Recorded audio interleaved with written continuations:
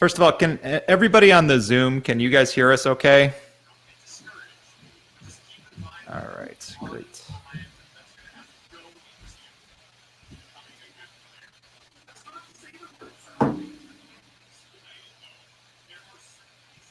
All right, I'm currently sharing my screen. Can you guys see my screen okay?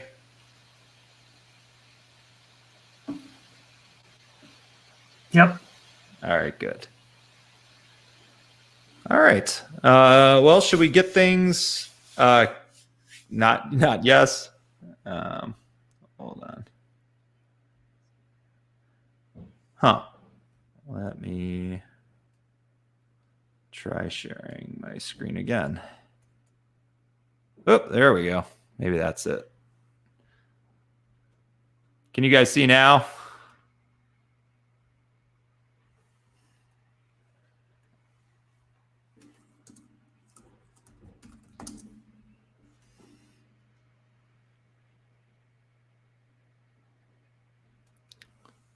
All right. Let me just check the...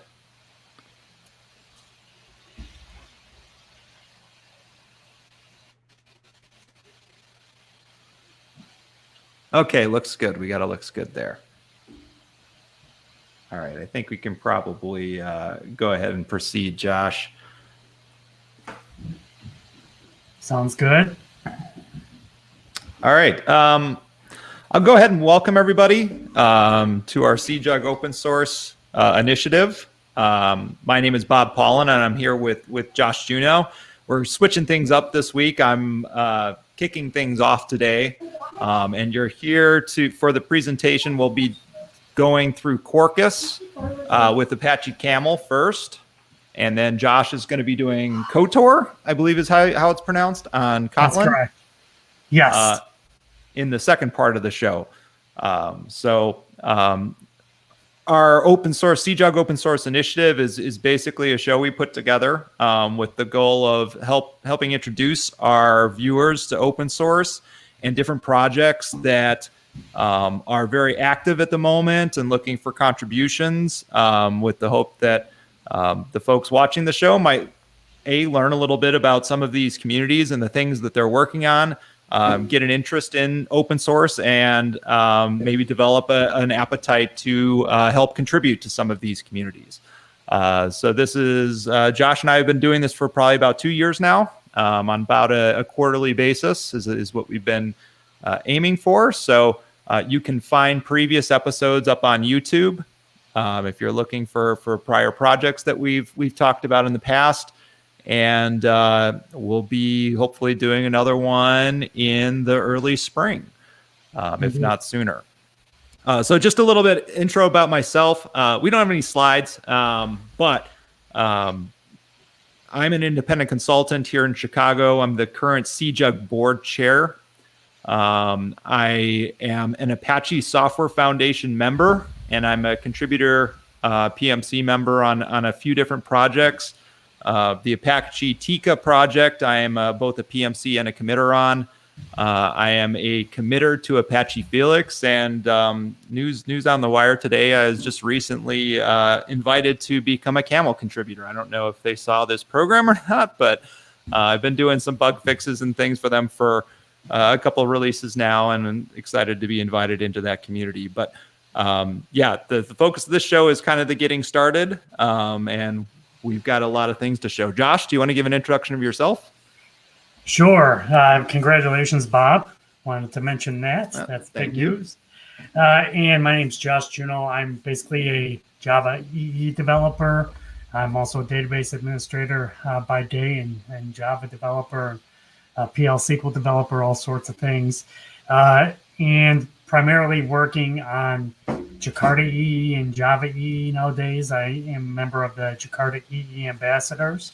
Also do some development on the Apache NetBeans project, primarily focusing on Java EE and Jakarta EE support. Do lots of podcasting with Bob here for the Off-Heat podcast and for other things. And also with the open source initiative. And I'm a Java champion and do some authoring at times for articles and books. So you can know a little bit more about what I'll be talking about today is Ktor. It is a web development framework and a web services development for Kotlin. And I'll talk a little bit more about that a little later. All right. Sounds great. Thanks, Josh. And if you're interested, Josh mentioned our other podcast, which I totally forgot to mention, one of those being Off Heap. We're actually going to be broadcasting at DevNexus tomorrow. There's an online conference that is usually in person, put on by the Atlanta Java Users Group that we frequently attend and will do a show at. This year is going to be no exception. It's funny because that was the last conference I attended before COVID started. So it was kind of the last hurrah before being in lockdown for the last several months and doing kind of virtual conferences for that point. So they are going to be virtual this year after the conference. So I believe it's free to attend. You can just sign up at devnexus.com. It's all day tomorrow, and then the Off Heap show is going to be starting probably right around 4:30 after the raffle. So even though it's not in person, they're still going to do their kind of famous after conference raffle and raffle away some swag and prizes. And there's a number of really good presentations and speakers. And Josh, I believe you're speaking at DevNexus tomorrow, right? Or am I making that up? Sorry, I had to unmute myself. Yeah, you're making that up. Unfortunately, I'm not speaking at DevNexus. I'm going to be doing the recording, of course. Just doing the podcast. Okay, yep. No, I'm mistaken about that. Okay. I'm thinking of some other conference probably. But yeah, tomorrow I'm speaking at a different conference. Actually, it's going to be the Jakarta EE Microprofile workshop that we are having in the morning for the Jakarta EE initiative. All right, maybe I was just confused on that. So, no, some exciting stuff tomorrow. Definitely checking out. Today they're doing the JUG Leaders Summit, and our current president Mary is there. Talking to other leaders about running Java user groups. So, lots of stuff going on. Keep up with CJUG, and you can kind of keep in the loop with all the different events. So, without further ado, I'm just going to jump right in and get started. So. This talk or this presentation of Open Source Initiative is going to be focusing on Camel Quarkus. So I guess this is not really meant as an introduction really to Quarkus or necessarily Camel. It's really, we're going to be talking about the intersection of the two. And I'm really going to be talking probably more about Graal than anything else during this talk, since that's a lot of the skill set that the community has been focusing on in order to move Camel Quarkus forward. But I will give a brief introduction on what Camel Quarkus is and provide a little bit of background on why it's important and why it may be useful to you as a developer. So Quarkus is an application framework, and kind of its claim to fame at the moment is that its focus is container first development. And what does container first development mean? It means that a lot of the different pieces that go into Quarkus are built around it so that it can be deployed in a Kubernetes cluster, for example, or in a regular Docker container. So if you're using containers, it is built with a lot of different integrations that are optimized and meant for making that easier. The other thing that it does specifically with Java is it is built to be made into a native service. So the vast majority of what they're called as extensions in Quarkus are being built so that you can actually compile your application into what's called a native image, which is essentially a binary. So if you've done any work in like Go or Rust, or even C++ for the C or C++, where your end binary is built down to an OS specific executable rather than a jar file, which is common in Java.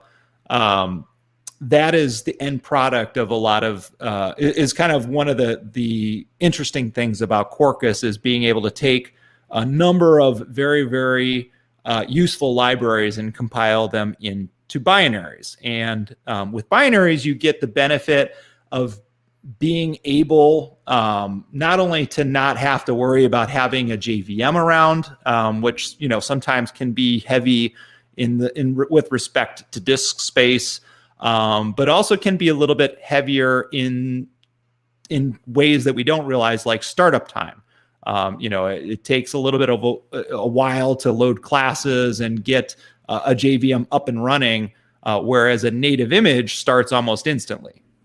So if you have applications that have those kind of needs, Quarkus could be a framework to look at in order to help facilitate building an application that has quick startup times, low footprint as far as disk, and basically just runs in your container with integrations with numerous container frameworks. So that's the quick thing on Quarkus. Now, Camel's a little different. Camel has, in fact, been around for a long time. And Apache Camel, I'm clicking on all the wrong links, basically has these integrations with Quarkus. So the folks at Camel have a separate project that is separate from the core Camel project that are basically all just extensions meant for working with Quarkus. So I can build a Quarkus application with Apache Camel that will run and compile natively, or for many of the integrations, compile natively. Camel is an integration framework. So the thing that it lends to Quarkus is the ability for Quarkus then to integrate into a number of different endpoints, whether those are REST endpoints or messaging endpoints, or just being able to read binary formats. Camel has a number of integrations that help you kind of tie things together. So your Quarkus applications paired with Camel can serve as almost a glue between different things that talk to each other in your stack. So that's kind of the play on Quarkus. Now, one of the things I would mention, and I'm just going to go back to my outline, is Quarkus, again, you have extensions. And one of the reasons why we have extensions in Quarkus is because a lot of these libraries, they don't have native compilation, or they don't compile down to binaries for free. There are certain things that make this ahead of time compilation into a binary kind of difficult. Java being a language that runs on a JVM in bytecode is kind of used to having things like reflection, where I can basically give the name, fully qualified name of a class, get an instance of that class, and then create an object of that class. There are certain things that I can do with reflection where compiling down to a native image is still doable, but because to compile to a native image, I kind of have to figure out all the paths through the code at build time. When I use reflection, that can make some of that difficult because I don't know which class I'm going to use. Hey, Bob. Yeah. Can I just jump in real quick? Sure. We just have a request from the audience to increase the font size if possible. Sure. Yeah. And as I get into code, I will increase the font size. All of these links I'm going to provide in the show notes. So I'm hoping not to strain your eyes on all of the different links here, but we'll get into more detail as we go through. So again, some of this doesn't come for free, which is why there's an entire project dealing with getting into these Quarkus integrations in Apache Camel. So the project basically has an extension for most of the Camel integrations. And if it's in the extension directory, that means it has native support.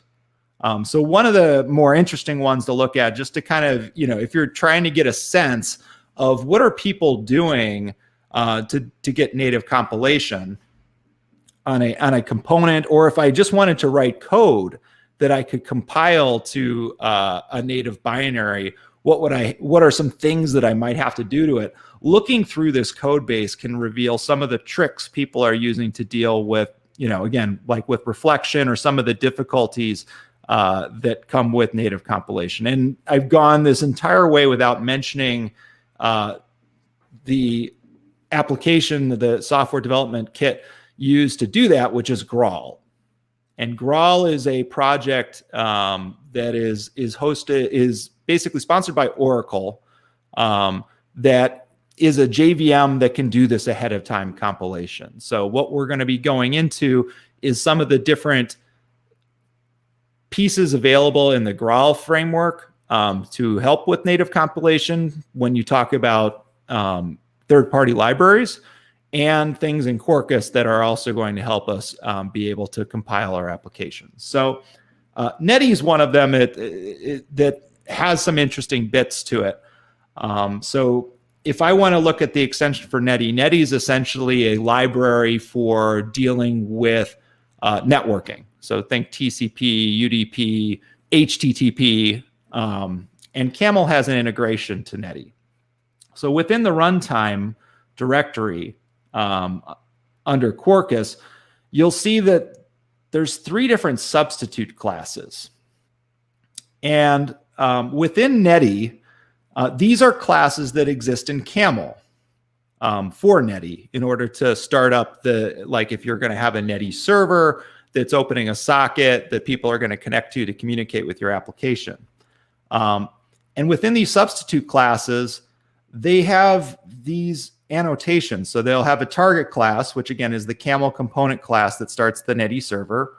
And then they'll have a substitute method, which is a method that exists within the target class. Now, what's interesting about this native transport class is the reason that they have this in here is, well, I'm compiling down to a binary. Why should I have native be hard-coded to false? Why is that interesting? It actually has more to do with the fact that a lot of these integrations are built out in order to try to keep them simple, because in order to do native, Java has to have something called JNI. And JNI, when I'm building into a Quarkus application, means I have to actually bring the binaries with the jar file that are going to work on my system. And setting this native transport to false means that I can't go down the code path to use those JNI connections. So it basically is trying to prevent users from getting errors by using a Quarkus app to do things that are only supported in native Netty, like e-polling, for example. So a lot of the library work that you're seeing in here are basically to try to simplify and make these libraries easier to use. And if you go through the Quarkus website, they actually show there's different ways to create these extensions. So each one of these extensions either is at a classification where it's all the ones that are supported on Quarkus are either JVM extensions or regular extensions. JVM extensions are ones that don't compile natively. So there's open source work being done in order to make JVM extensions work as native extensions. And then there's also work being done to create JVM only extensions where there's no current support for Quarkus. So these are 2 areas to look at. So the example I'm actually going to go through is taking an existing JVM extension and changing it native, because I think that kind of shows off some of the different things in Graal that we can use for native code. And we could even apply this to other projects, because you can use Graal without Quarkus naturally. So let's take a look. So I've got a VM here running Linux, because again, if you're doing container development and you're doing development here, you're going to be doing most of it on a Linux box, because Docker, again, has a Linux kernel at its heart for it to work. So usually when you're building container-based programs, you're going to put it on Linux rather than a Windows machine. So here, let me actually take a look. So we went through Netty and we saw the substitution. So I guess the first thing I want to do is maybe better explain the substitution piece. And when I might use something like that within the context of maybe reflection. So again, reflection, makes ahead of time compile more difficult, because I may not be able to predict which classes I need to ahead of time compile, because when Graal goes in, it's going to try to detect which classes are there.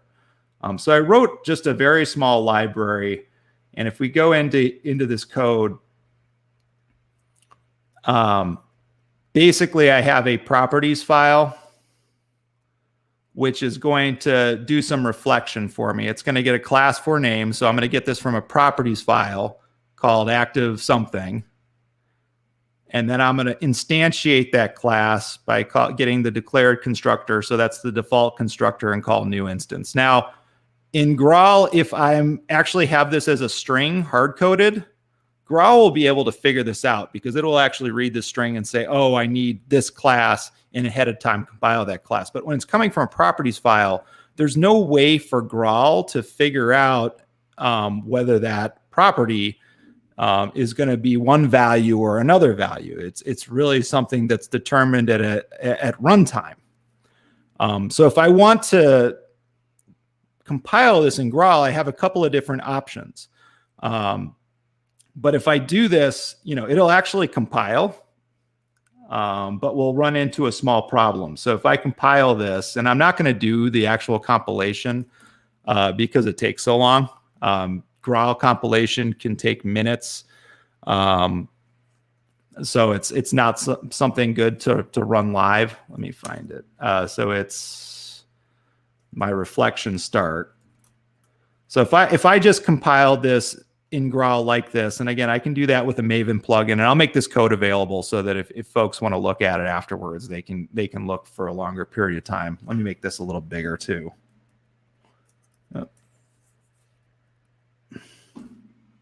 So this is the binary that gets created when I run the build process. So if I try to run it, Graal is going to complain that it can't find my class because it never ahead of time compiled the class that's set in that properties file. And when you're building a program, you might actually determine that there's certain code paths that you just know you're not going to go down. So what you can do is just kind of like what Netty did, is you can use the substitute annotation in order to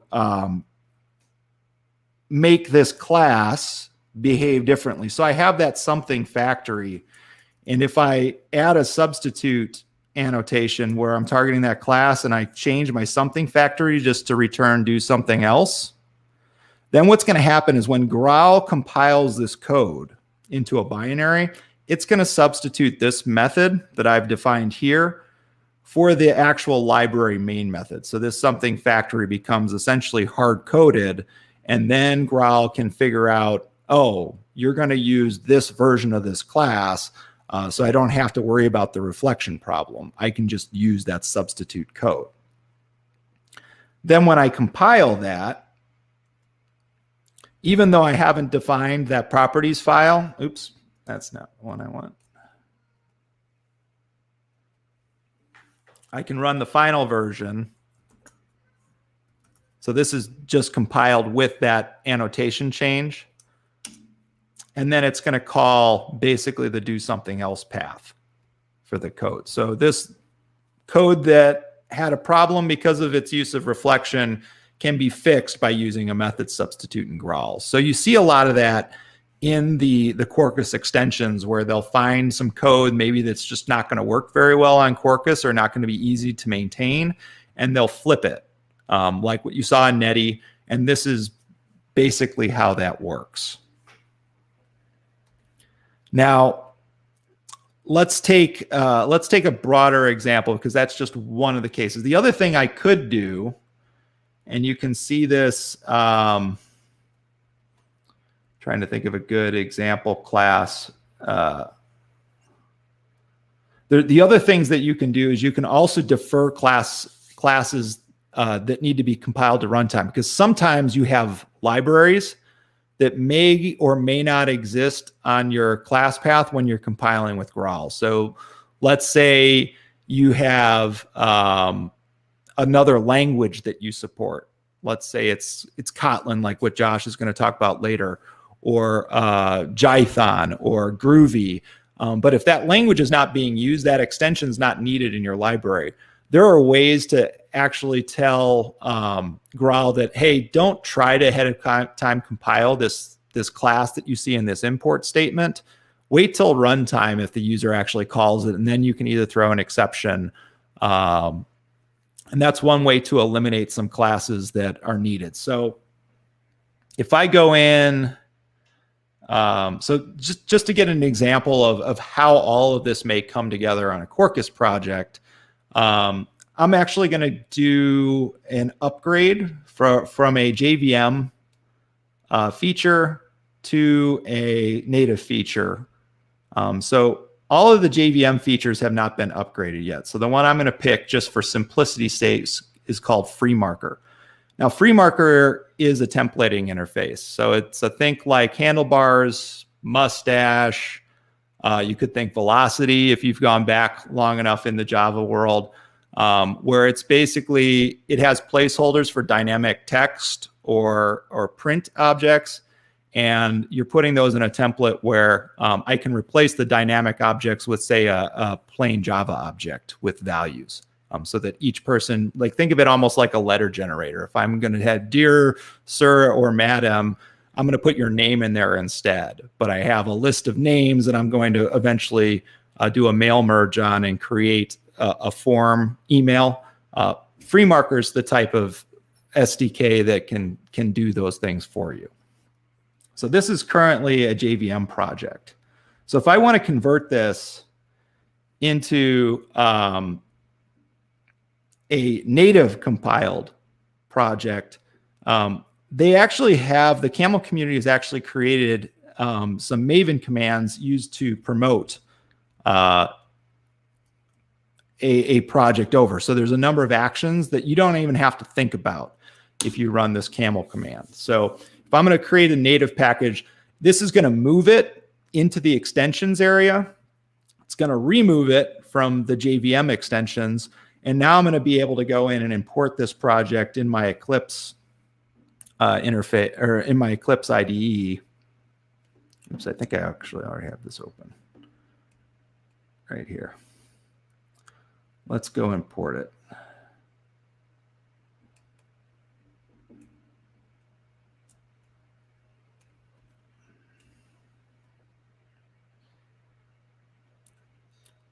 All right, so these are going to be under Git, where I have it checked out, and I know it's moved. So FreeMarker wasn't currently in here, and this Maven command is going to put it in there. So now I can open FreeMarker, and I have this new project generated for me.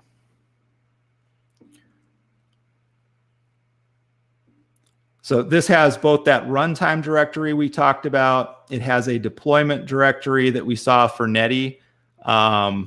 And now in order to make it native, I can then build this project, and then I can try using this FreeMarker extension in a Quarkus project. And I have basically an example project down here. So there's a Quarkus examples website, and I pulled this just REST JSON example in. So this has some camel routes. I basically created a Netty path. I use the native transport, even though it doesn't work. So this actually just gets set to false. So this will still work and compile as long as I'm in native mode. And what I'm going to do is I'm going to use a template in FreeMarker called test that takes 3 different things. So it's going to take a first name, a 4 different things, last name and an item. And then it's also going to use the body of this message in order to create basically like an email. So if I go in here, here's my template, my FreeMarker template, where it's doing a form letter. Dear, last name, first name, the item I bought, and then it's going to print the body after the salutation. So when I ran this the first time, so I ran this code and it was trying to ahead of time native compile it, I got a bunch of errors. So when you're starting to move something from a JVM to a native component, this is pretty normal. You a lot of the low hanging fruit has already been done by the community.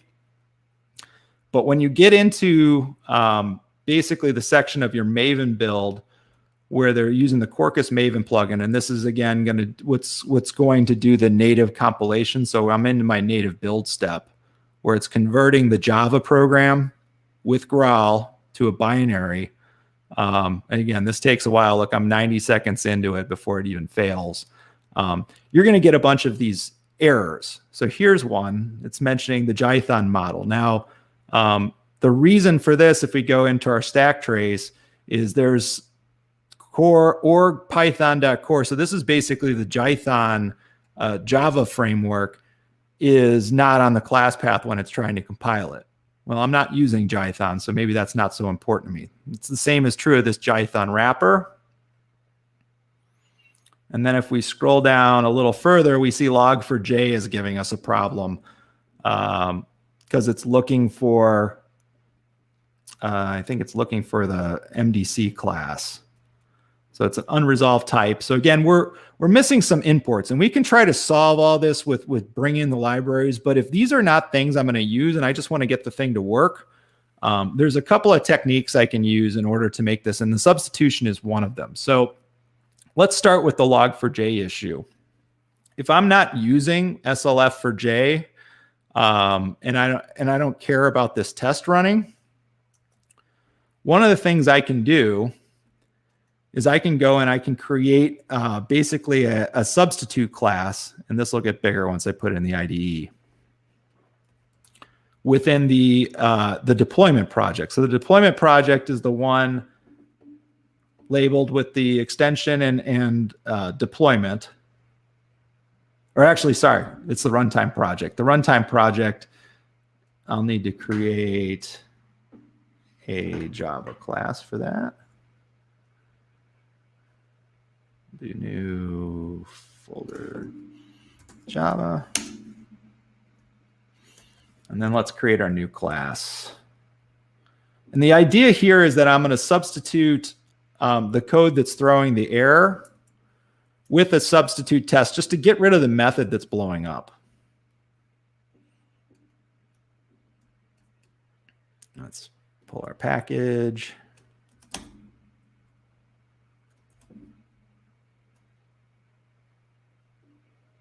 So now I have substitute class. Now I've got to annotate it properly.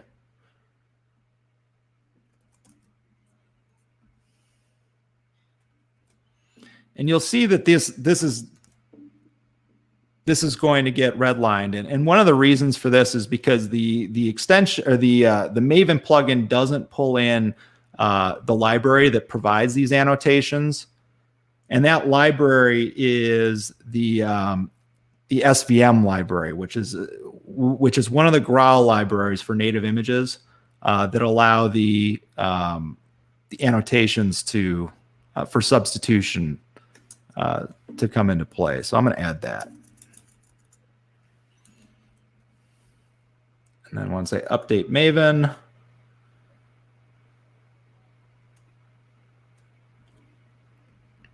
oh, actually it downloaded fast enough. So now my annotations are resolving. And basically I'm taking this test class, which it was mentioned in the stack trace, and I'm replacing it with just false. So I don't actually go down and try to evaluate, hey, do we have MDC or not? It's just not going to be considered for the binary compilation. The next issue, so this should solve this problem. And again, I'm just trying to get it working, not trying to do all the features. I'm just trying to get it to where I can use it. The next problem is this Python library. And again, Josh is a former Jython guy, knows that adding Jython requires the Jython library. Well, I don't need Jython for my free marker implementation. So what I'm going to do is I'm actually going to change these into runtime classes, because substitution is not going to be the easiest thing for me to do here. Now, in order to do that, that's a deploy time activity. So there's build steps that are considered in these, and this class is generated for me. When I'm doing a new extension, Quarkus Camel extension, there's build steps that are considered in these, and this class is generated for me when I'm doing a new extension, Quarkus Camel extension. Quarkus Camel extension. There's build steps that are considered in these, and this class is generated for me when I'm doing a new extension, Quarkus Camel extension. I get to inject certain things that are done at build time when I'm building the native image. And one of the things I can do is I can, instead of telling Graal to say, hey, this class exists, go find all of the classes and ahead of time compile them, I can say actually ignore some of the classes. So this is almost the opposite problem of substitution. I don't want to, I've got classes on my import path, not things I'm trying to pull in. But there's things there that I know I'm not going to use, and I want to get rid of them from the import path, and I don't want them to ahead of time compile. So one thing I can do there is, instead of doing a substitution, I can do this, I can add a build step that takes those Jython classes and turns them into runtime classes, which means don't ahead of time compile them. If you run into them, you can do a build error on that. But if you're trying to just do the ahead of time compile, you can ignore them until runtime. I'm not sure why this is giving me a hard time on the imports, but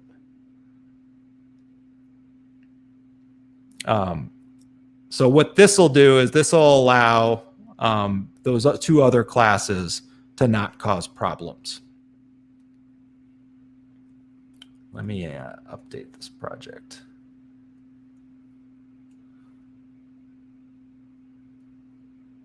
I'm thinking Maven just doesn't have.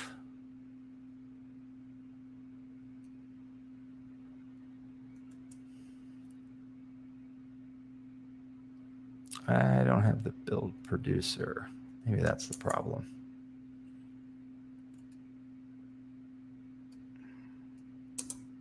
There we go. All right. So again, these are Quarkus specific steps that occur now, but these are binding to different things that are available in Graal.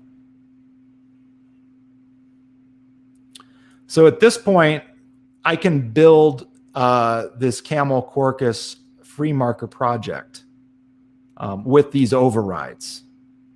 So to do that, I can go into extensions.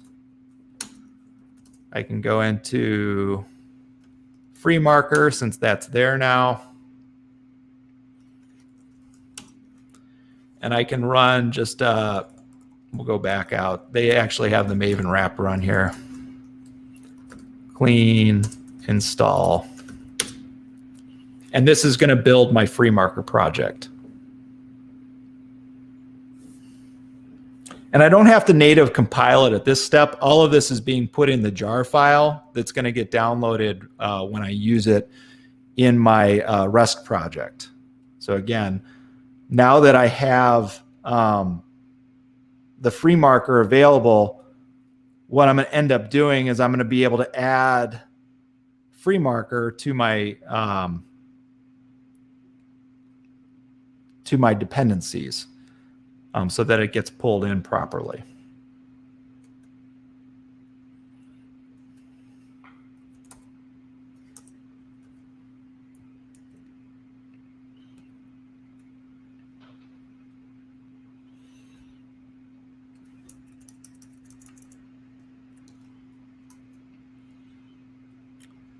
So now what I can do is I've got that built. Let's clear this.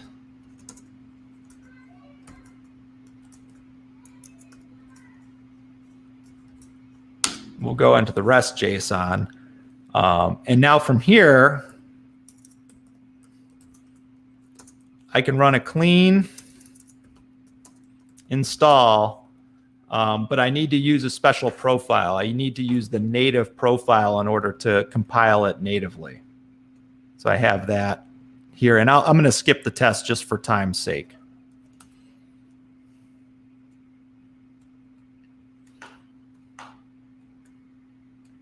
So the P native profile is going to tell it, hey, I want to use Graal to ahead of time compile everything. And this is going to go through, it's going to pull down my free marker template, my free marker code, and it's going to include that now in this example project. But it's going to include it as a native compiled extension rather than a JVM extension. So while that's running, I know that was a lot but I do want to leave some time open here for questions while that's compiling, since I'll have an opportunity to take some. Does anybody have any questions on what is being shown here?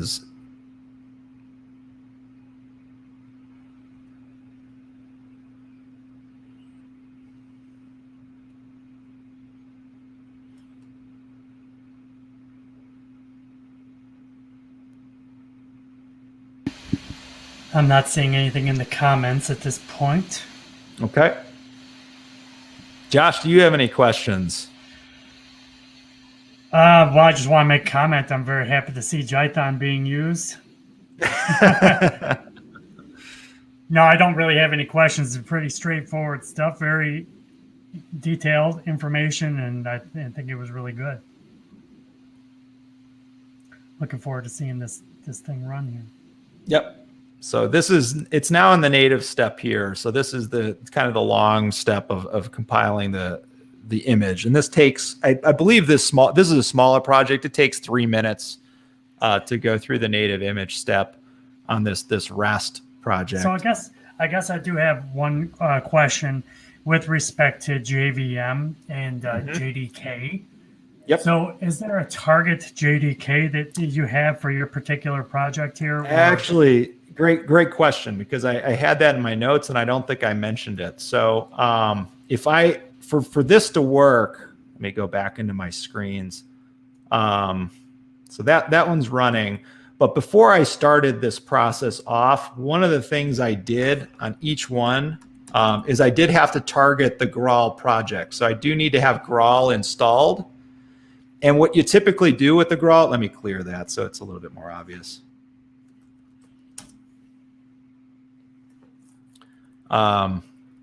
What you typically have to do with the Graal project is I'm going to have a Java home set, except it's not actually going to a regular JDK. It's going to my Graal JDK for Java 11, 23.1, which is what Graal's running on. I also have to have a Graal home set, and it's actually set to the same place because Graal is a JVM, but it also has those capabilities. If you install a plugin, basically there's a native plugin, and I'll include the plugin link in the notes. It's just a single command after you download the zip file with Graal that installs the kind of the plugin that does the native image compilation.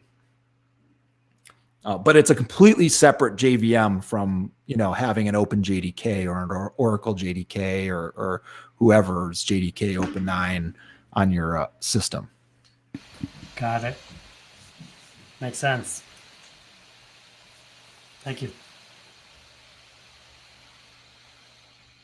All right, it's still running through the native compilation step. Now, in the interest of time, I do already have a pre-compiled version, which we can go into, Josh, because I don't want to rob you of all your time. So it's going to compile down to basically the project name and then runner. I have this one just annotated with final. So if I start this one up, we'll see, hey, it starts. It's going to show all of my features that I have on there.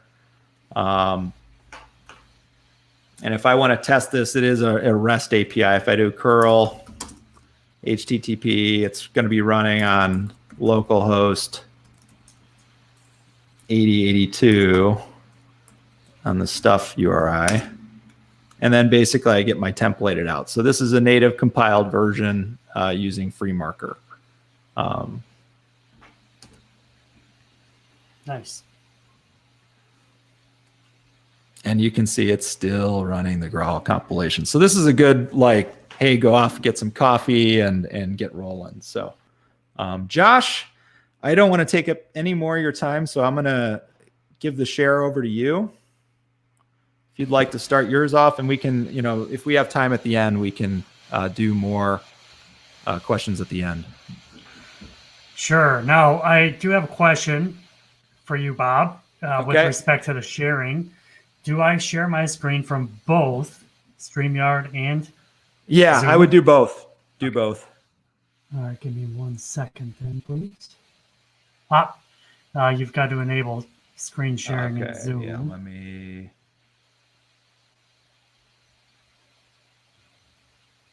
Thank you. I'm not seeing where it is allowing that, actually. Josh, make host, allow local. I think it's just one. Oh, do I have to, maybe I have to unshare my screen? I thought I did. It says host disabled. Oh, here we go. Here, I'm going to just make you the host, Josh. I think that's how this is set up. Okay. All right, there you go. Now you should be able to share. Got it. And can everybody see my screen in StreamYard as well as Zoom? I'm not sure if the StreamYard people can talk to us. Okay.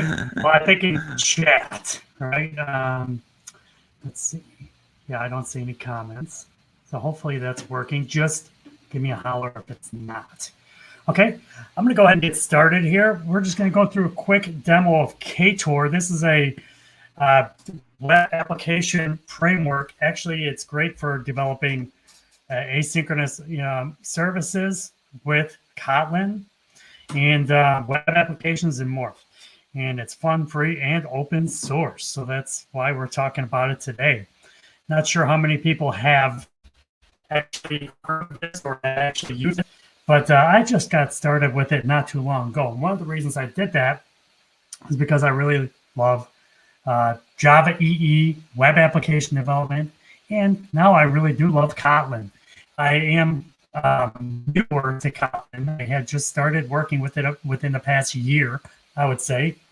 And so I had started to go down the path of using Kotlin with like Java EE applications.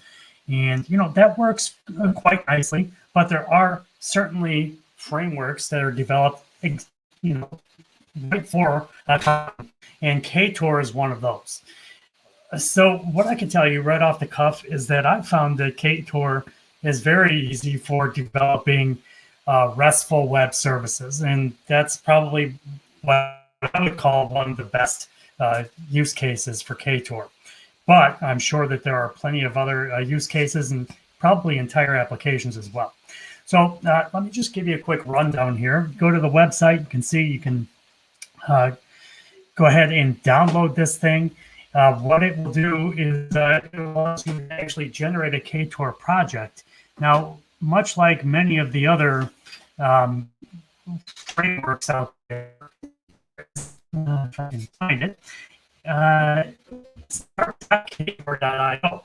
And this is a great way to get started to basically do a quick Ktor project.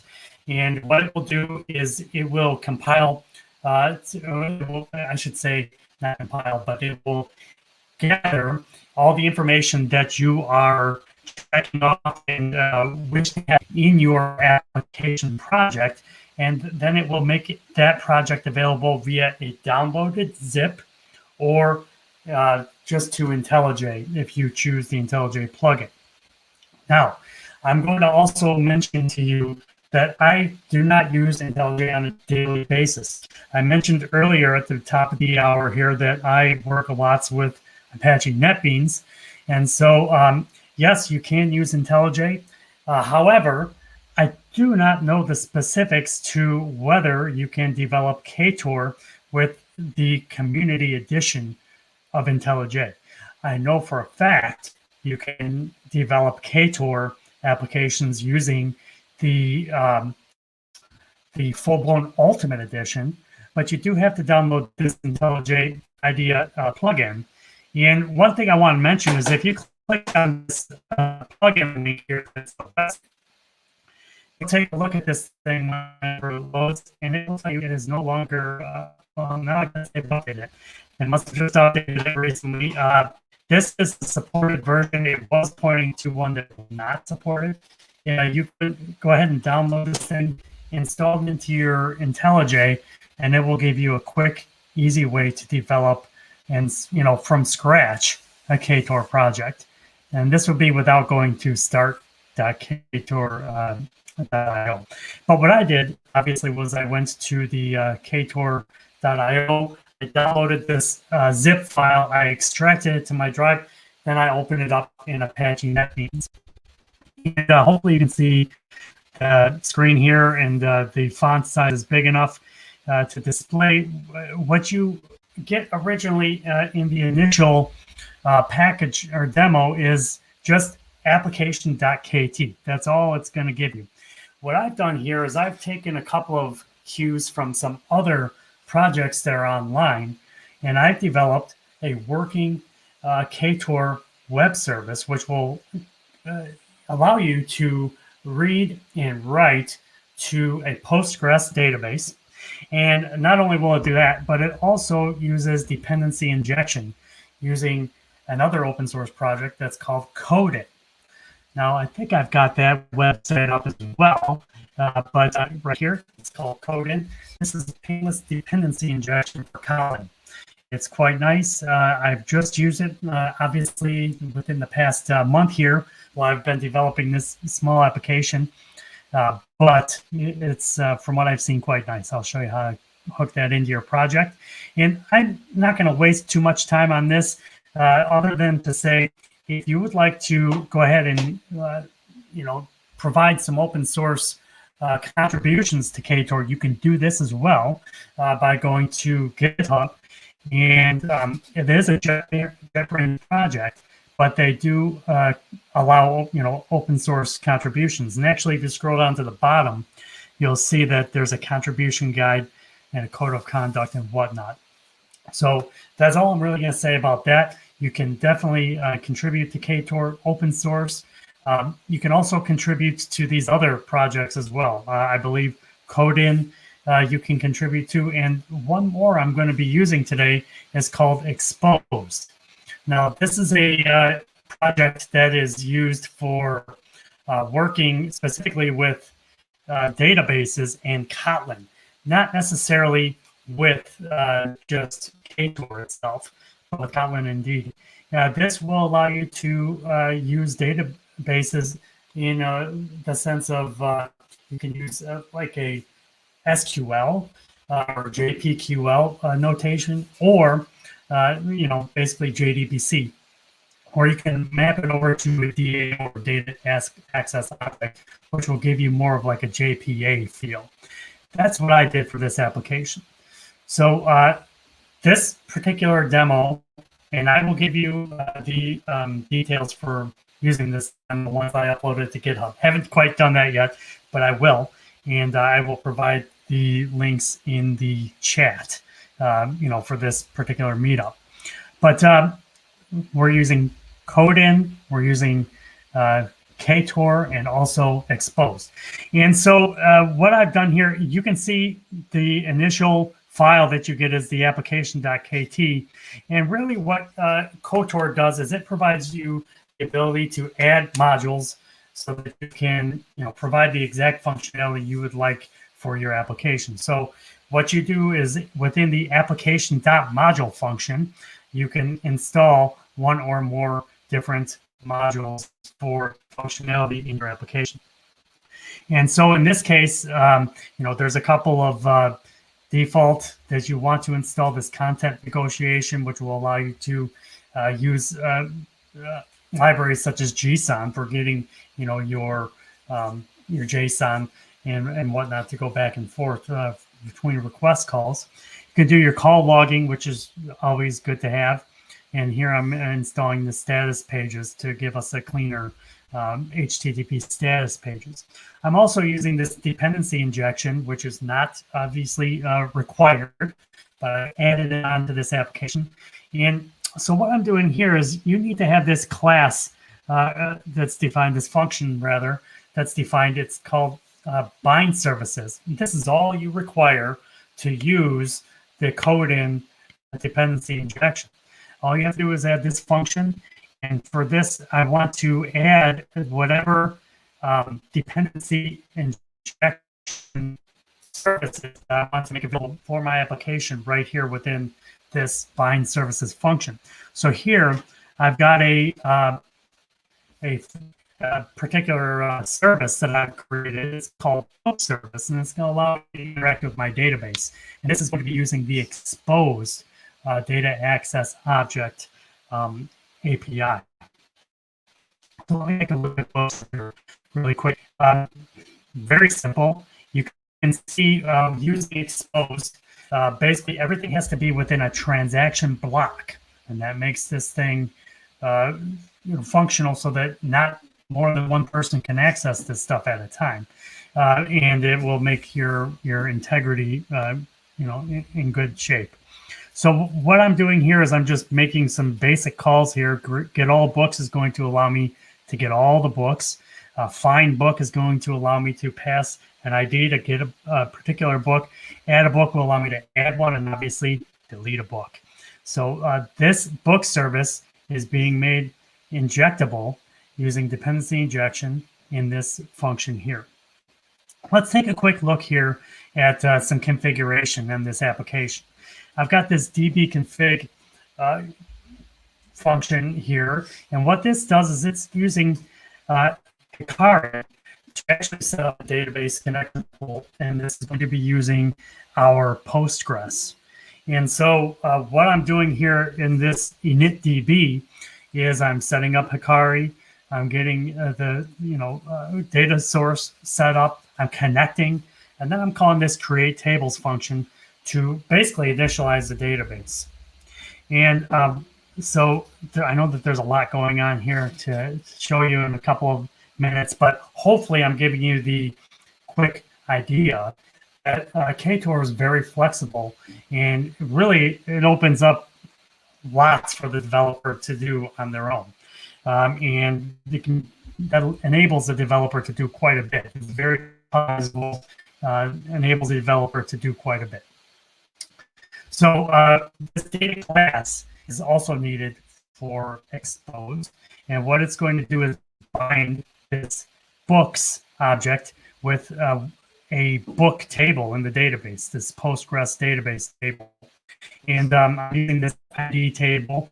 What this allows it to do is automatically increment if I'm adding a new book to the table. And then so there's automatically ID attribute on that table, and then I've got title and author. And you need this book entity companion as well in this book entity class, and this will allow you to actually function with expose. That's a requirement. And I've obviously got the easy data class that is just a simple Kotlin class for book. This will allow you to store and retrieve books. And then another thing you need with Ktor is routes. So one of the last things you see here in the application module is the routing. And I've basically got two functions that I'm using here. I call upon this higher level function that is the route. This is going to give me my path for every other route in the application. So you're actually going to have to go to this book API and then to the path. And then I go to this, I call this books function, which is actually in the book route. So we call route.books. We make this function, and everything in here now is going to be accessible to Ktor in a different path. So if I call upon books, I'm going to do what? I'm going to use this dependency injected book service, which I've already shown you earlier, and I'm going to call upon get all books. And what's this going to do? It's going to give me all the books, and I'm going to simply display all the books. Another route is books/ID. So what this is doing is it's going to substitute whatever ID I put in my path, and it's going to call upon and grab that ID, and then it's going to use the book service to find that particular book, and then it's going to display the title. I've also created this route called AutoAdd, and basically this is just a cheating path for creating a book in the database and making it very easy. Okay, you can see I call upon book service.add book, and then post. This will allow me to add a book if I wanted to pass some JSON, so a JSON style book. So and then delete as well. So let me show you quickly how this works here, since we kind of are running out of time. I've already got this set up using a Postgres database. It's running on Docker. So I just use compose. I set Docker compose up, and I've got Postgres running on my system. So let me go back to Apache NetBeans, and I'm just going to run this project. One thing I should mention about Ktor, very easy to test as well, gives you the ability to easily mock and perform testing. So now I can see that my application is running, and you don't have to use NetBeans or IntelliJ. You can use the command line. You can use Eclipse. You can use whatever you'd like. Very easy to run, especially since you can get that that project all set up from start.ktor.io. And so now I've got this thing up and running, and I'm going to go ahead and see if I can find my link now. Hold on a second. Let me just go here. Please bear with me. If I go here, I don't even have to type it. I'll just click it. That should open it. Now, if I type in the path, Books API v1 books, you're going to see I come back with this book A because that's a book that's in the database. And if I go back to NetBeans and I look in the output here, you can see that it's calling this expose, and here's the actual query that's being called. You can see that it was a successful request, and it's using the pool, the connection pool. So it's easy, great, and quick and easy to create web services with Ktor. This is definitely an application framework that is available for use and actively being built. If you look at Ktor, you can see that there have been recent commit to this thing 5 days ago, and you can do much more than I showed you. And one of the best parts is that this thing allows you to easily run on an embedded server, Netty. You can set up your own standalone jars with it, and you can also deploy it to something like Glassfish or Pyra or Wildfly or whatever your server is that you'd like to use. So give Ktor a shot. If you're interested in contributing, please go ahead and do that. This is a project that I think has got a long future ahead of it. And if anybody has any questions, I'd be happy to answer those at this point.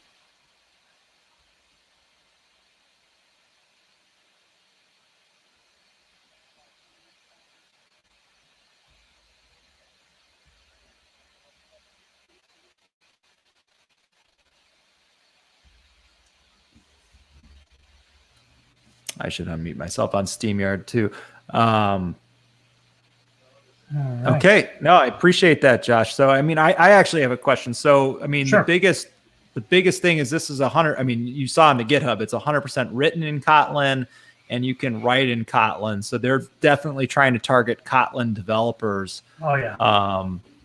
Where it's like I don't even have to learn Java is I guess the saying here, right? That's correct. So, if you like Kotlin, this is Kotlin. You're knee deep in Kotlin with this. It's all function related. It's all based on Kotlin coroutines, actually. That's how it's to be asynchronous. So it's real nice, easy to use, very concise syntax, as you can see. And if you like Kotlin, you should give this a try for sure. Okay, very cool. Yeah, no, I saw it's Apache license stuff, so all free and open source. So there is one question I see. Vijay asks is what is the asynchronous part in this? As I had just mentioned, this using the Kotlin coroutines. Basically, that is what gives it the synchronous ability to allow multiple calls going back and forth. Makes it an asynchronous service or framework. Okay. And then you also have the support from, networking libraries that are kind of built around async, like Netty. It's interesting looking at the database. I would think that they would have also done like a RDBC or something too. I don't know if Hikara has an asynchronous configuration to it these days. I haven't looked at it, but it's I'm not sure. I'm not sure on that. That's a good question. And I do want to mention also along with this, this is running with Java 1.8, JDK 8. And there is a limitation, I believe, with one of the dependencies. I can't remember if it's with, I think it's with the code in. It is requiring it to be JDK 8. But, you know, I'll have to look further into that to be 100% certain on that.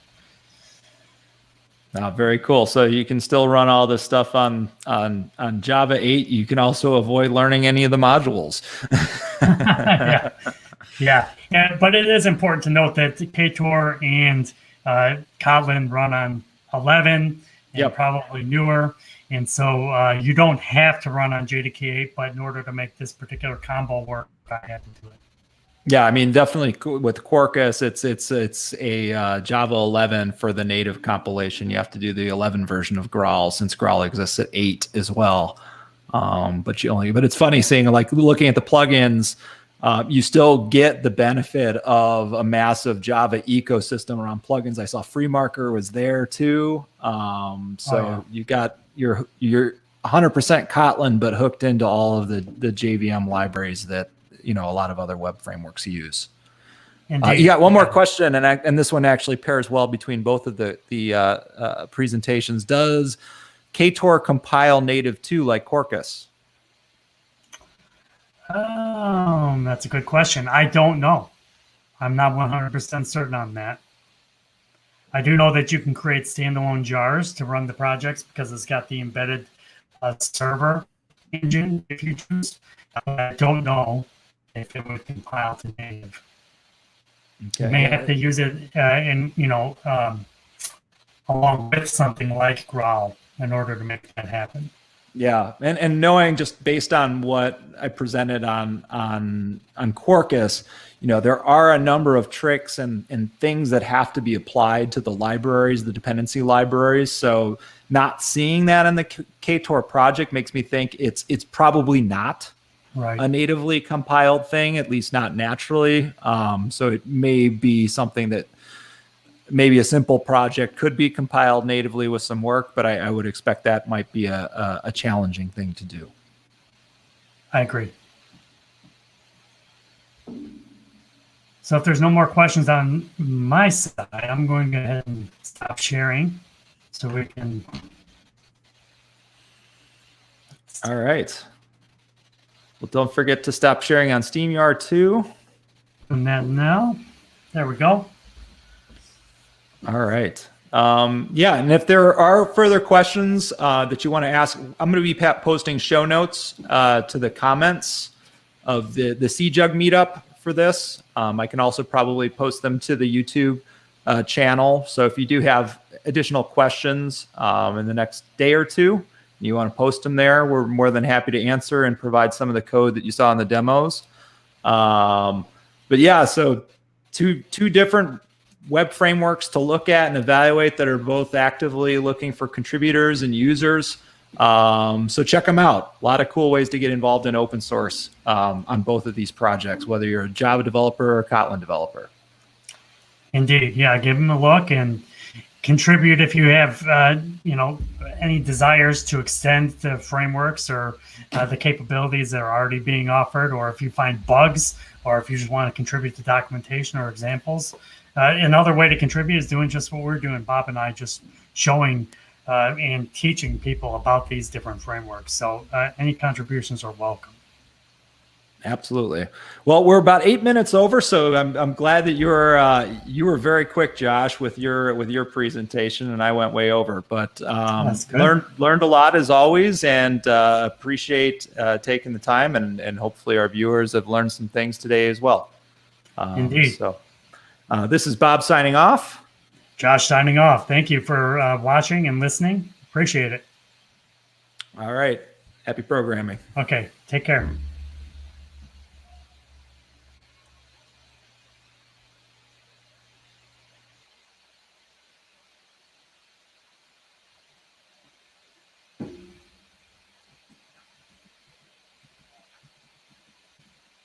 Okay, so the